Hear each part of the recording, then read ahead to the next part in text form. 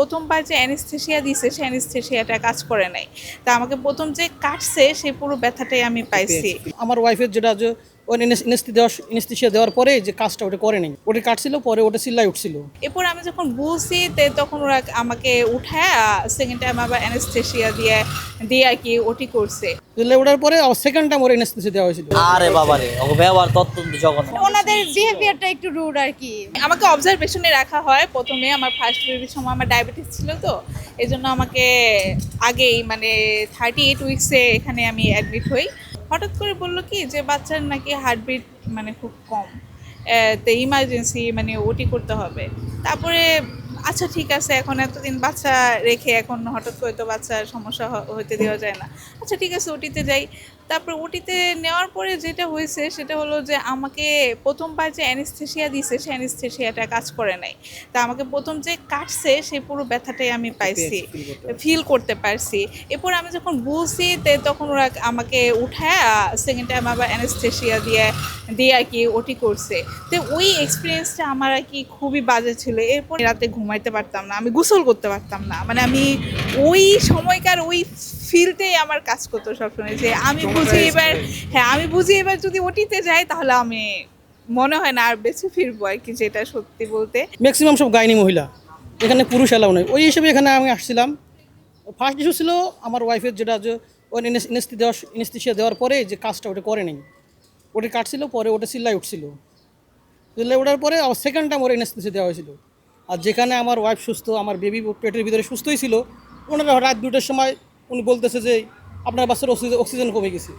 ওটা আমি পরে নেক্সট শুনলাম ওদের আসলে একটা টার্গেট ফিল আপ থাকে, ওদের একটা টার্গেট ফিল আপ থাকে। হ্যাঁ, ওটিতে নিতে যাবে, টার্গেট ফিল আপ থাকে, প্রতিটা ডাক্তারের টার্গেট ফিল আপ থাকে। এই জন্য ওরা টার্গেট ফিল আপ করার জন্য এই কাজটা ওরা করে। আর এখানে অ্যামাউন্টটা খুব বেশি না, আর দিনে অ্যামাউন্টটা নর্মাল অ্যামাউন্ট খুব কম। এখানে কেউ 20, 30, 40 হাজার টাকার মধ্যে, সিজারে 40,000 টাকা এনাফ। যারা প্রশাসনিক কর্মকর্তা আছে তাদের আসলে সব কিছু অবজারভেশন করা দরকার। আমার ফল্ট কোথায় আমাদের ভুল ত্রুটি হতে সেটা ঠিক করতে হবে। এই জিনিসটা যদি তারা ফাইন্ড আউট করতে পারে তাহলে 8 দিন সাকসেস হবে। তা আরেকটা যেটা এক্সপিরিয়েন্স সেটা হলো আমার বাচ্চাটা গত 20 বা 21 এরকমই হবে, ওই অসুস্থ হয়ে গেছিল। যেহেতু সে ইমার্জেন্সি, তাকে আসলে সাথে সাথেই ইনস্ট্যান্ট আসলে ট্রিটমেন্ট করা উচিত। হ্যাঁ, কিন্তু ওরা এখানে মনে করেন আর এটা কিন্তু নর্মাল। একটা মানুষ হঠাৎ করে অসুস্থ হয়ে গেলে আপনি তার পরনে কি আছে, তারপর তার কি, সেটা কিন্তু মাথায় থাকে না। তো ওরা এখানে ডাইপার কেন পরায় নাই সেটা নিয়ে অনেক কথা শোনাইছে। এরপরে হলো ডাইপার ছাড়া আমার বাচ্চাকে ধরেও নাই, আমি বাচ্চা এরপরে হলো আমার এই যে বই না করলে দেখবেন। আমি পুরো হতভম্ব অবস্থায় আমি আধা ঘন্টা ওদের এনআইসিইউতে দাঁড়াইছিলাম। কারণ হলো ওখান থেকে যদি আমাকে বের হইতে না দেয়, আমি তো আমার বাচ্চাকে নিয়ে বের হইতে পারবো?